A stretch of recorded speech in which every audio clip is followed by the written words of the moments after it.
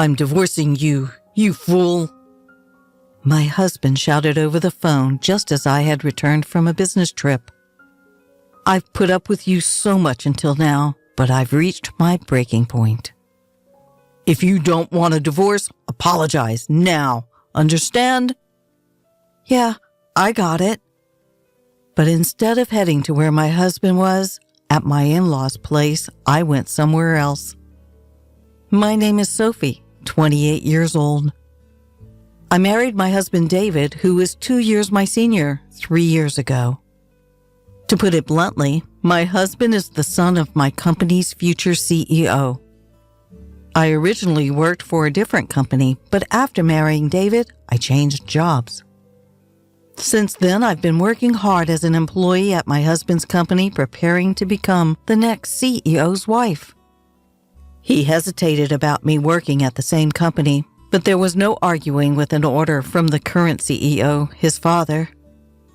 My work is demanding, and long business trips are the norm. We've been waiting to have a child, but the environment is just not relaxed enough to allow for a leisurely pregnancy. Lately, the relationship with my husband has been less than stellar. In fact, it's been deteriorating. We're both too busy, and we often end up arguing over trivial matters. Just the other day, my husband yelled at me as I was about to leave for work.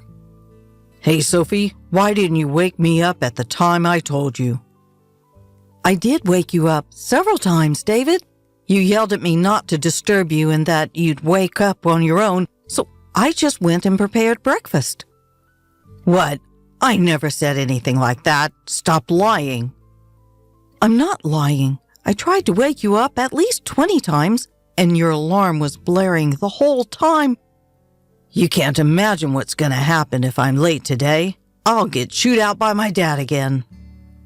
Why do I have to be the one who gets yelled at when it's his fault for not waking up? I initially tolerated my husband's irrational scolding, but I finally began to push back. Because of this, we had a huge fight recently where he declared, I want a divorce. Since our in-laws intervened, we were saved from such a major incident. Nevertheless, I was increasingly getting fed up with him throwing around the word divorce at every little issue. One day, while I was preparing for a business trip, my husband approached me with a sullen expression. Hey, Sophie, you're off on another trip, huh? Seemingly dissatisfied with my frequent business trips, my husband always derides them as trips. I responded, exasperated. It's not a trip. It's a business trip. Why do you keep making me repeat the same thing? Must be nice always going on trips and neglecting the housework. You're probably just going sightseeing after pushing all the house chores on me, right? Listen, that's enough. This is for your company, you know. Why can't you just accept that it's a business trip? I can't imagine how it's like to be a rookie like you going on a business trip, being so useful. It's pretty much just like a trip. What the hell is wrong with you? Can't you tell the difference between a trip and a business trip? Well, it's the truth, isn't it? You say I'm dumping the house chores on you, but you've never done anything around the house when I'm away on a business trip. When I'm not around, my husband only ever orders takeout, leaves the laundry piled up, and doesn't even take out the garbage. Despite doing nothing, his attitude gives me so much stress. Even the divorce drama last time was all because of his personality. Even though we both work and spend the same amount of time on our jobs, all the housework is left to me. On top of that, he acts all superior and domineering, which I couldn't stand. Trying to discuss it with him is pointless, as he never admits to any fault on his part. Instead, he always turns it around and blames me. As I continued preparing for my business trip in silence, my husband started yelling at me again. For heaven's sakes, the future CEO's wife shouldn't be so casually taking business trips. If you're not firm like me, the other employees will walk all over you. Exactly, because I'm becoming the future CEO's wife, right? I have to learn the job and I need to meet with various clients. That's why I'm working so hard like this. First of all, we can live this good life because I'm the son of the CEO, right? You should listen to me more since it's thanks to me. What are you talking about? The company is doing well because of the employees who work, isn't it? Instead of acting high and mighty just because you're the CEO's son, you should work harder. To such words, my husband's face turned beet red and shouted, "What did you say? What do you mean by work harder?" The other day, I heard the other employees gossiping, you know. They said you always push overtime and bothersome tasks onto others and constantly complain. What? Who said that? I'll fire them on the spot. That's not the point. How can you not see that you're the one at fault? How can you not understand that you're sullying your father's name? My husband's eyes widened in anger, and he roughly pulled my bangs. Don't get too full of yourself. After all, who do you think got you this job at this company, huh? Ouch! Let go! You're able to work at this prestigious company because you married me. Got it? Refuse the business trip. I won't allow you to neglect the home for a business trip. I've said it many times. It can't be helped. It's for work. Shut up. Don't talk back. You married me, so you should just quietly listen to what I say. Suddenly, his hand released my hair, causing me to fall back on my butt due to the recoil. If this argument continues, I might lead to another divorce scare. I forcibly drove my ranting husband out of the room and prepared for my business trip. When I return, I'll have to take care of a week's worth of housework piled up by my husband. I bet the floor will be littered with clothes again, and the trash won't be taken out. With that thought, I felt tired even before the business trip. The next day, as planned, I went on the business trip. I performed my duties diligently without mixing personal feelings into my work. When I returned home after a week, the scene I couldn't believe was spread out before me. I'm home, eh? As far as the eye could see, the house was spotless, not a speck of dust in sight. It hadn't changed much since the day I left for my business trip. Thank goodness. Finally, David seemed to have understood my feelings. He must have had a change of heart and worked hard on the housework. Just as I started to feel relieved that my husband was finally cooperating, I found the completed divorce papers on the table. What? What's this? Next to it was a note saying, "I'm going back to my parents' place. We're getting a divorce." In a panic, I quickly called my husband and he answered promptly. Did you read the divorce papers? His nonchalant tone provoked me and I fired back. Wait, are you serious about getting a divorce? Obviously. I mean, you'd be in trouble if I divorced you, right? Don't just casually talk about divorce. Then my husband said with a smug tone, "If you're going to go that far," and he began to set out conditions. "If you don't neglect the housework and listen to what I say, I might consider withdrawing the divorce. But of course, no more trips." What? I told you it wasn't a trip. Are you talking back? If so, I'm divorcing you. You're such a nag. Nag? A nag, he says? He can't do a single thing around the house himself. If he's up for it, so am I. Got it. If you don't want to be divorced, come and apologize now. Understand? Holding back my urge to yell back, I replied calmly, "Okay, I understand." "You should have done what I told you from the start. Now, come quickly." With that, he hung up the phone. Instead of heading to my in-laws' house where my husband was, I left the house to go to the city hall. Of course, to submit the divorce papers. They were accepted without a fuss, and I was officially single again. 3 hours later, while packing up at home, my ex-husband came back with his mother, probably impatient with my no-show. As soon as they saw me, they started hurling insults. "Hey, how long are you going to keep me waiting?" "That's right. You're a failure as a wife, yet you're out having fun. You should be looking after David." "Looking after? How old is David? He's older than me, isn't he?" As I retorted, their brows furrowed in anger. "Shut up, stop being stubborn, and apologize quickly. We'll really get a divorce." "If you're the one who'll be in trouble if we get divorced, Sophie, you could have been the wife of the next company's president, and you're okay with that attitude?" And you, if you divorce me, you won't be able to live in this lavish lifestyle. Are you okay with that?" "Well, I didn't think you were a good match for David in the first place, so I really don't care." At my loss for words, my ex-husband showed a devilish grin.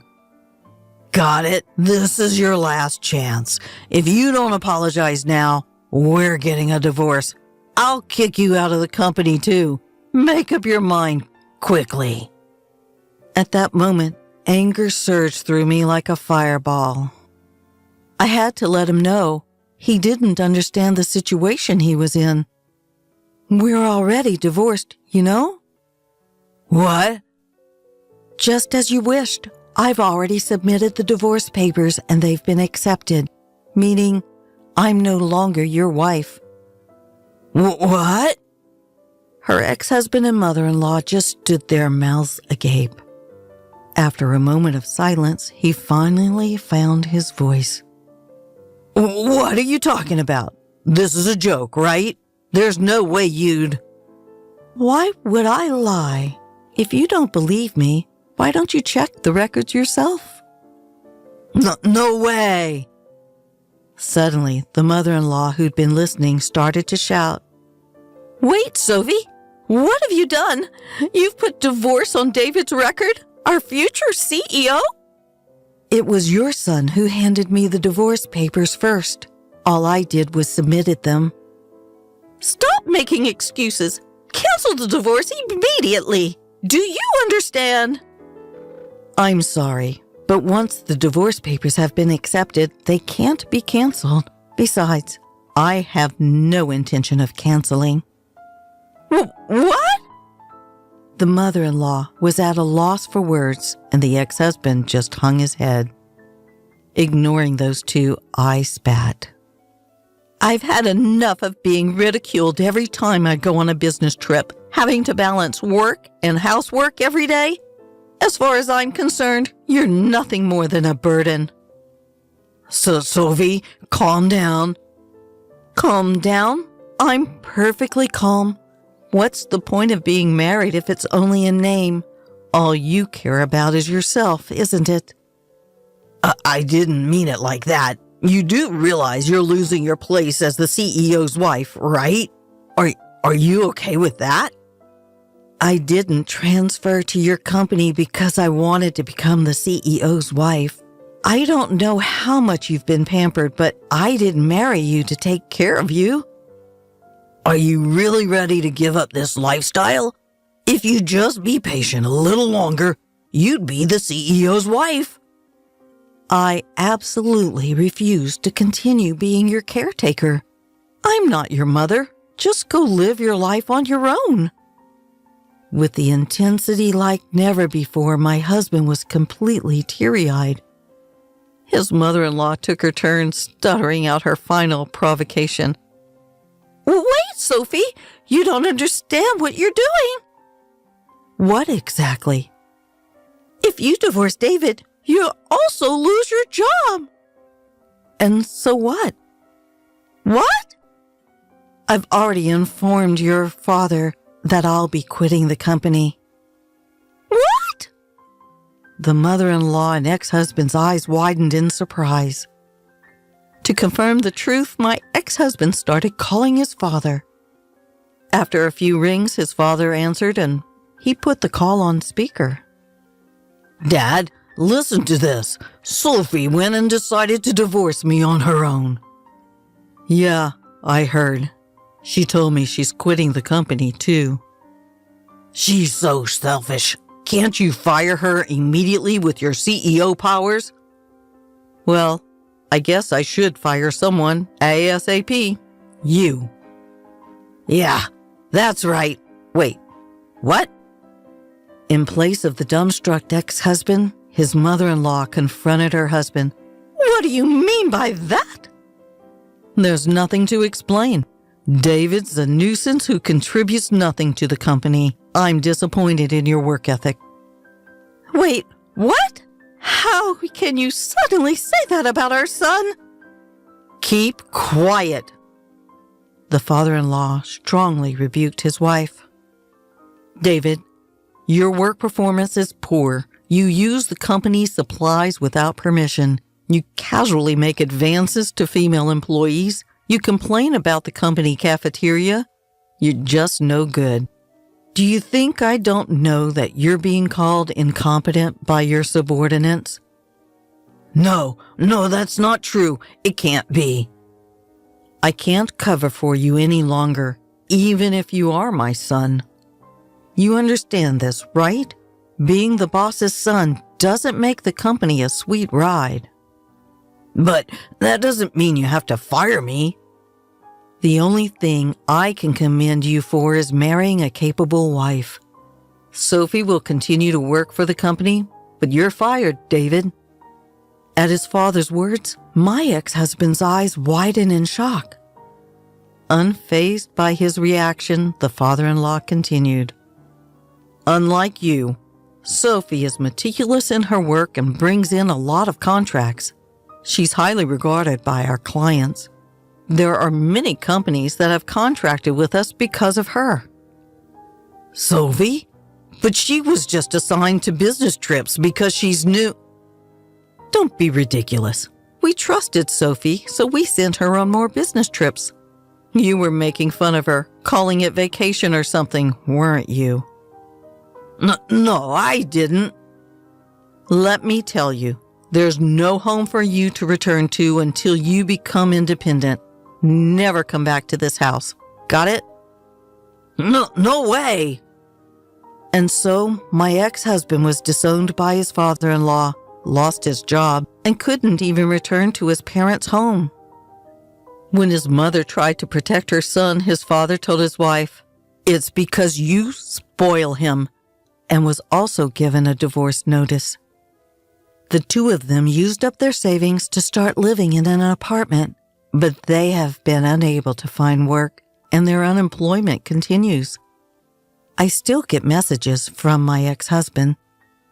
Sophie, I was wrong. I won't make fun of you anymore. I promise to take care of myself, so please come back. I can't take it anymore. Help me. He was so persistent that I finally blocked his number.